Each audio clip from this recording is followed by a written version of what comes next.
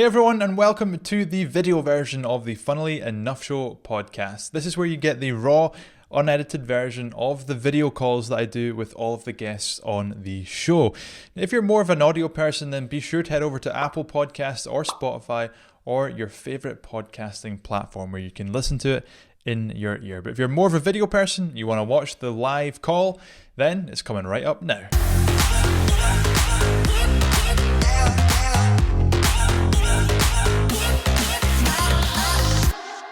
Knowlton, welcome to the Funnily Enough Show. We're at opposite ends of the country, I believe. How's life down there? It's pretty miserable looking out the window, but I bet it's not as miserable as Scotland. Yeah, that's fair to say. It is pretty horrible looking out the window right now. Is it ever sunny there? Is it ever nice? Or? Like one day a year, maybe, if we're lucky. I thought that's strange because you had such a good tan, so I was wondering how you. Oh, I definitely do not. I might be like, it's maybe just I don't even have anything like brown or orange. I guess my table is orange. I wonder if the glow from that comes up. Yeah. I'm like as pale as greaseproof paper. It's pretty brutal. Well, Dan, we've got 25 minutes, so I'm going to dive straight into the serious questions. And I've got a question that I feel everybody is going to want to know the answer to this from you. I'm ready. So would you rather have finger-sized nipples or nipple-sized fingers? My brain's just trying to kind of figure out what that would feel like. Can you repeat the question? Yeah. I've got a nice little graphic on my screen as well. Would you rather have finger-sized nipples or nipple-sized fingers? I think finger-sized nipples, because your hands are so... I mean, imagine having kind of small, stumpy fingers. It would make life more difficult, wouldn't it? It definitely would. It would be pretty brutal, though, having extremely long nipples, especially in the cold weather. Yeah. They'd kind of hang down a bit, wouldn't they? I'm glad you asked me that, because I've been thinking about this for a while now. Yeah. But life's big questions. Answered. There you go. Yeah. What about you? What's your... I think I would go for the finger-sized nipples. Easier to hide. Oh, and yeah. Same as me, yeah. And like, yeah, having stumpy hands wouldn't be very good. Is there not an option to just not have either of those, or? No, I'm afraid not. Oh, okay. Afraid not. You got to choose. But you've spoken, which is great. Great. So I want to actually talk about the agency, because it's been really fun watching your agency's progression, and I guess the progression of you as a digital marketer and to KPS Digital Marketing and now Knowlton. And just like the evolution of that's been really fascinating to watch. With it seems like you're getting bigger and bigger clients, and new branding has come along, you're starting to build a team, you've got your premises now. So how have you found the journey of going from, like, I know you weren't necessarily a solopreneur because you've had your brother, but that it started out as that. So it was you, then Lloyd came on, and then so talk me through that journey, and like what's been the most challenging part of building a team? I'd say for the first 2 years, just the biggest challenge was generating enough business to keep our head above water. And even though we specialize in marketing, when you're first starting out, it's so hard to go out to the world and say, hey, we can help you with your marketing, and not have any examples to prove that you can. Do you know what I mean? Like that first going out there to the world is always difficult. So I guess that was the first challenge, the first real short-term challenge. And then it was just maintaining kind of monthly revenue to keep our head above water. And I guess from starting to now, you kind of hit those pivotal moments where I think I remember looking back, like I think it was the first 6 months in of me starting on my own, we won a hotel client. And like, literally, that was the best thing that's ever happened in my life at the time. They were paying us like a few thousand a month or something. And at the time, I'd won the lottery. And then you kind of go through your journey of growing the business, and each kind of achievement gets a bit bigger and a bit bigger, and it kind of, and more credible. And then it helps you win better clients, do better work. And yeah, so it's been an interesting journey. Well, let's talk about that early days then. So maybe when you first took on somebody, because I'm guessing that a lot of people listening to the show will be at a stage where they are a solopreneur, whatever you want to call that term, sole trader, and they're at a point where they are making money and they're like kind of at that stage where they're doing all the work themselves and they're making maybe just enough money to maybe hire someone, but giving away part of their baby and all that revenue is a tough leap for them. So how did you make that leap? Really good question. And this was a big challenge for us, and I did exactly what you're doing, and I asked loads of people that I trust how to do this. People like Chris Cubby, who you may or may not know, but he's grown a bigger agency and he's really successful. And a piece of advice he gave me, which is actually something we followed, was he said, or kind of followed, his advice to us was hire, when your capacity is reached with the team you have, or just you, all of your time's taken up, hire, as long as you're using that time effectively, hire freelancers to support, that you trust, to support you to take on that extra piece of work until you're paying a number of freelancers so much that it's then feasible. So that's exactly what we did. We used to, with some of our own content and things, we used to outsource the editing to a few different editors. And then when we realized we're paying those almost a salary to hire someone, it's like, so I guess that's how we did it, in small steps. And it's not one of those things that just instantly happens and suddenly we're paying freelancers loads of money. I mean, it's over like 2 years of gradually growing and growing, and then you reach a stage. That's how it happened for us. Yeah, I think that's really smart advice. And also one of the things that has helped me with this is I remember a couple of years ago being at that point and asking a friend of mine, a guy called Andrew Doby. He runs a design agency in Glasgow, and I think they were the fastest growing agency in Scotland, something like that. And he was saying, actually, when you hire somebody, your risk isn't like a year's salary. So whatever it is, 30 grand, let's say. Your risk is actually is 3 months, because that's their probation period. Yeah. So if you can afford I'm just going to make this up because my maths is terrible. If you're paying 3 grand a month, your risk is actually 9,000, not 3 times 12. So I like it. And something, just to add to that, Gavin, one other thing we did to manage our risk was we built up a pot of savings from, we paid ourselves, and still to what we're doing, pay ourselves very little. And we build up this pot within the business to allow us to take these risks. Not so, it obviously is a risk, but to us, it's a risk well worth it. And then, we've built this up enough so that if everything goes wrong and we don't have any business for 6 months, we can pay everything and all that. So that's another way that we've really managed risk doing it. Because a lot of other agencies just hire really quickly and grow really quickly. And we're very much like a managed risk takers in a kind of pace that we want to, Really smart. Slow and steady wins the race. I like it. So with the agency growth and the marketing, one of the things that strikes me about you guys that you do differently to arguably everyone else I've ever seen in the marketing space is the content that you create isn't the boring, stuffy stuff. It's really funny stuff. And if you're listening to this or watching this, go and check out Dan and Lloyd's content because it's hilarious. So what is the structure to creating that sort of content? Do you have like plans where you sit down and think about what are some of the funny things we're going to come up with? Or is it like Lloyd will come up with an idea and be like, why don't we create this video? And then you just go and do it.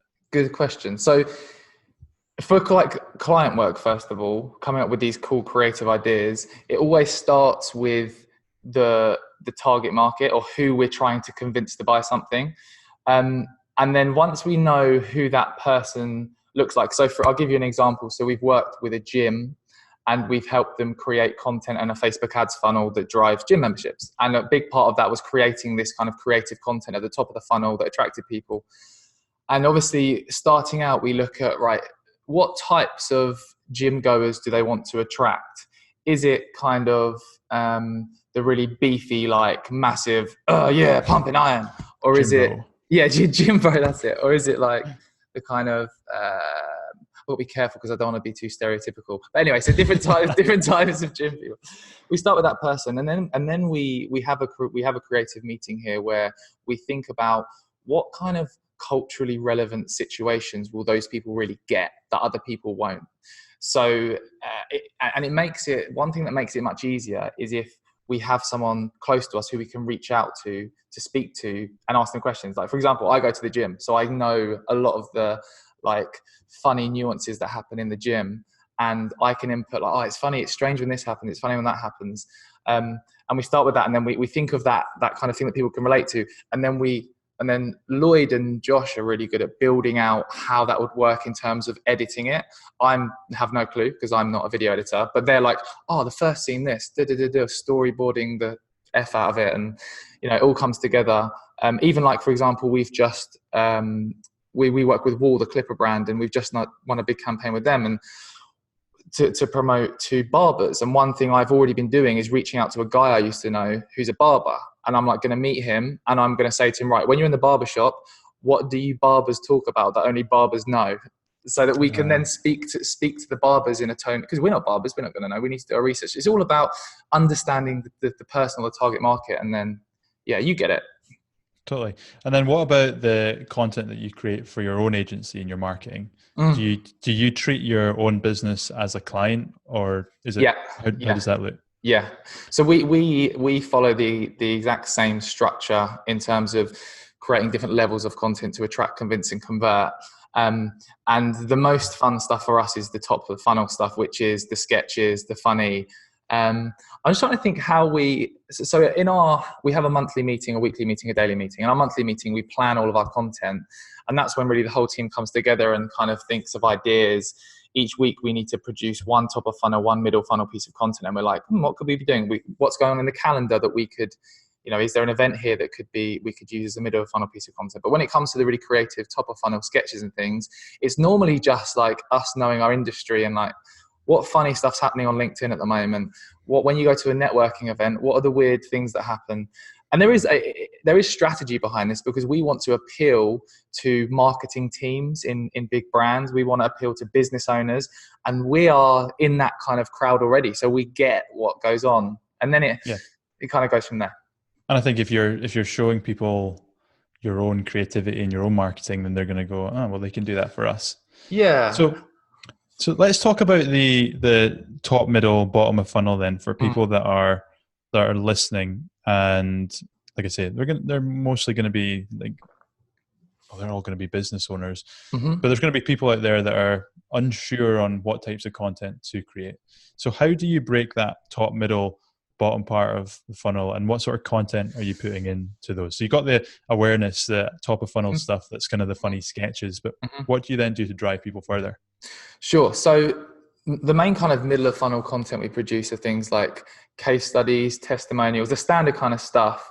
But also thinking about like the objections that people have to wanting to buy, and then creating content that taps into those objections and really communicates how the product or service overcomes those objections in a creative way. So just bringing an example into it. So we're just currently in the stage of planning this new campaign for Wall, the Clipper brand. And we're helping them promote one of their flagship products. And we're currently looking into and having like a brainstorming session of what are all of the different objections people have, looking at the product features as well. What kind of features are they looking at, thinking, does that really work? And we're creating, like, one cool thing we're doing is creating experiments. So like they say the battery runtime is like something crazy, like 5 hours or something silly. And, people are probably looking at thinking, is it really though? So we're going to come up with cool experiments to not just be boring, like, look, it does last for 5 hours, but creative ways to do that. Other things like more subtle things, subconscious ways of demonstrating credibility. For example, it's being in the office, this is a massive opportunity for us to show the good stuff we've done. So on the walls, we've got like big frames with some of our most credible clients in. Subconsciously, whenever we create content, you're seeing that on the wall. Oh, they've worked with FIFA, they've worked with Nestle, they've worked with Wall. All of these things are coming together to And obviously, when we first started out, we didn't have these big brands. We had Joe from down the road, Sandra that runs a little cake shop. But we would be doing the same thing in a way to say, oh, we helped Sandra down the road sell 5 times more cakes than she, trying to bring a smaller business example into it. One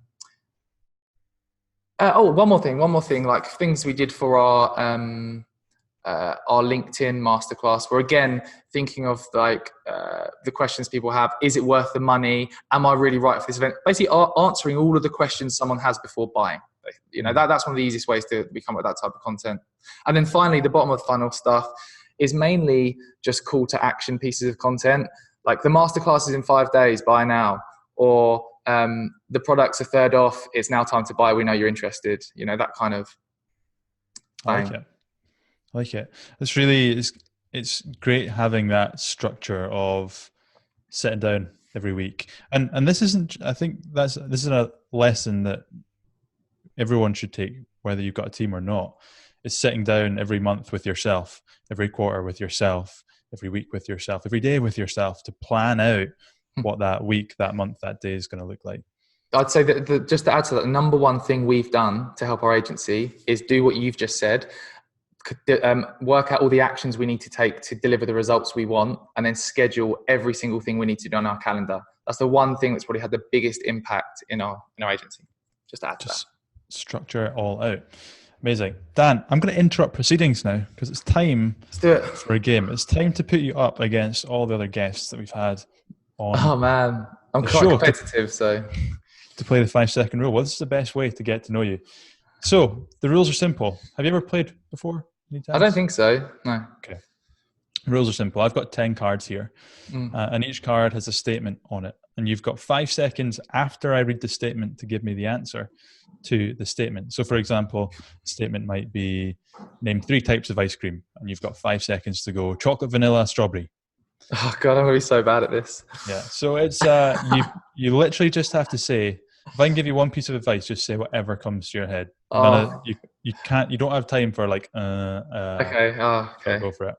First question, which isn't a scoring one, is red or yellow cards. The yellow are slightly harder. What do I choose, if red or yellow? Yeah. What do you want? We'll start with an easy one so I can get used to it. Red. Let's go red. Are you ready? Probably not. Let's do this. This is a tough first one. I feel nervous. Name 3 blonde actresses. Jordan. Oh, time. I'm so bad at this. That's a tough one. Jordan isn't even an actress.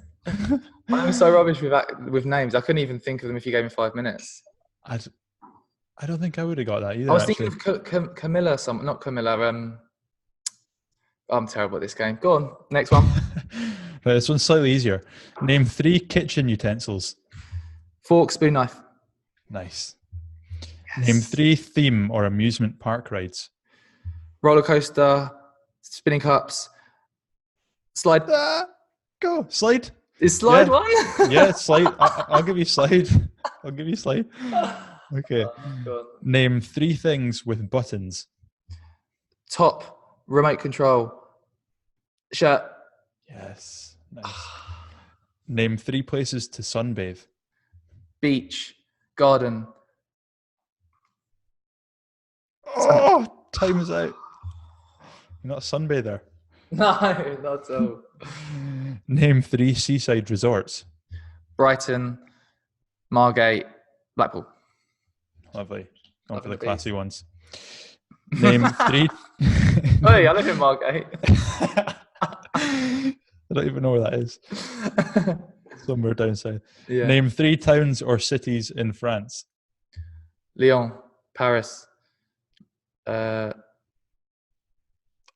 Time's out. I thought you were going to get that one. Name 3 types of tree. Oak. Time is out. Man, I suck. Anything that's not digital marketing or social media marketing related, I suck at, by the way. Let's see what your meals are like. Name 3 Chinese meals. chicken fried rice, crispy chili beef, salt and pepper king prawns. I'm going to give you that. Why did you? I know all these answers, but when just the pressure makes me not answer them. Oh, it's a tough game. I'm going to practice this from now. People do well not to swear on it. Mm-hmm. Name 3 lakes or lochs in the UK. Thames. Time is out. That is it. Dan Knowlton, you scored 1, 2, 3, 4, 5. I've got to be 5 last. out of 10. Is that last in the runnings? Well, you're certainly not last. Really? How could someone have done worse than that? We have had a couple of 4s, actually. At the time of this going out, we've had a couple of 4s. Let's see. They're terrible, those people. But we've had one. Yeah, we've had a couple of 4s at the time of this going out.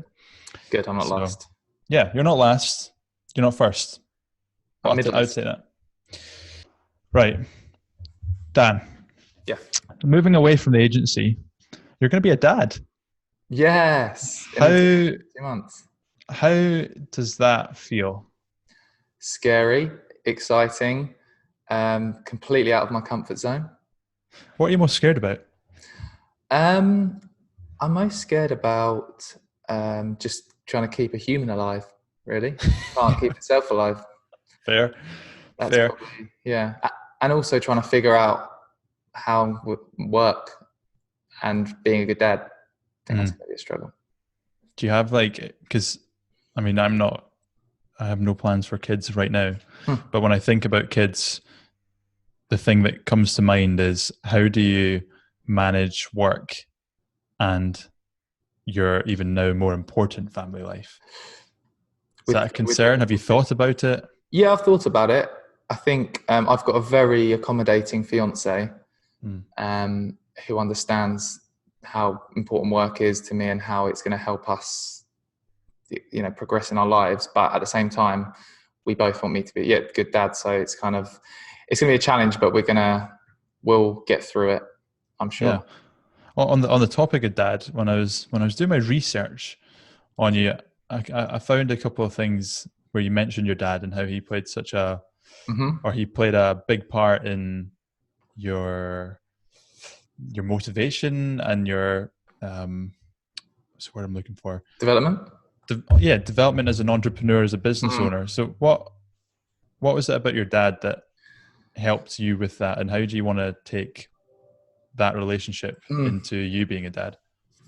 So what really motivated and helped me was he's been in business for 30 plus years, he used to run a manufacturing plant with hundreds of people. He's made all these mistakes. And when I started, he would see me about to make a mistake. And sometimes I'd make the mistake and learn from it. Other times he'd say, oh, if you try this, I made a mistake when I did it like that. This will help you. And it just has helped us, me and us, progress way quicker. Even now, he works from here as well sometimes. He likes to come in, and he's kind of I'd say he's on our board, and he likes to, stick his nose in and advise us and things. In terms of motivating me as a dad, I think he's always encouraged me to really try hard and put a lot of effort into whatever it is I'm doing. So I think I'll do the same for my kid. Yeah, and do you find that the relationship that you have with your dad from a business context has almost made the relationship you have with him better from a personal point of view? Yeah, because for the first 4 years, or just under 4 years, we were in an office in his house, in the same room. So imagine getting to work at, say, 6:30 and leaving at 5, 6, 7 every day, 5 days a week for 4 years. You spend, how many hours is that? I don't know. It's a lot of time. It's brilliant. I think it's brilliant. It's just, even now with Lloyd, everyone's kind of says, what's it like working with your brother and spending so much time together? We spend so much of our lives together at work, and we see each other at weekends. So, I mean, it's just amazing to be able to spend so much time with someone that you really, is part of your family and stuff. That's great. It's funny when because the thing that I find funny with online, and me and you don't get to see each other very often, so you kind of go off the online perception, Yeah. is that you feel like when I see you online, it's always with Lloyd, because that's obviously all you have in your content. Yeah. And so it's kind of funny for me to think that you and Lloyd like have separate lives. Lloyd's not just Yeah, I didn't say this, we actually live together. yeah, exactly. You, your fiance, and Lloyd in bed together. Yeah. Oh no, does it look like that? We do spend so much time together. It's yeah, it's good when we get on each other's nerves sometimes though. It's quite funny. It's quite funny when when one of us is tired, it's very clear. And poor Ida and Josh in the office have to deal with that sometimes. Do Ida and Josh, do they know how to deal with you two when you're clashing? Well, I don't know. We're not kind of like in here, like swearing at each other, and it's not kind of that. It's more sometimes we'll just say things that are kind of like a bit of a dig, and it's you can sense it's a bit of a dig, and then it's like oh. Yeah. But no, that's not that's not that often, and it always helps us come to a better decision, whatever it's about. Brotherly love. That's what it's all about. Dan, I would love to speak to you for way longer because it's been a pleasure, but unfortunately our time is up.